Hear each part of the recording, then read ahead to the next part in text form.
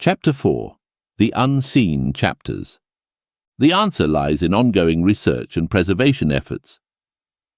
Archaeologists, historians and scientists from across the globe are working tirelessly to uncover the secrets of the Terracotta Army.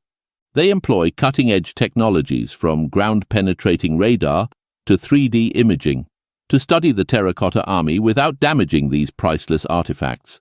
These tools allow us to peer beneath the surface, literally and metaphorically, unveiling details that would otherwise remain hidden. Preservation is equally important. The Terracotta Army was buried for centuries, protected from the elements. But once excavated, these ancient warriors are exposed to the ravages of time.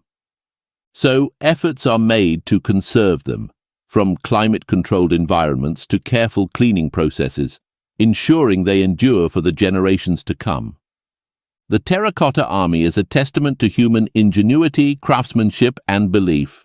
It's a mirror into a past that feels almost alien, yet fascinatingly familiar. It's a puzzle with pieces scattered across time, waiting to be put together. As we peel back the layers of time, each discovery unveils a new chapter in the terracotta tale. A tale that continues to captivate us, to inspire us, and to remind us of our rich and diverse human history.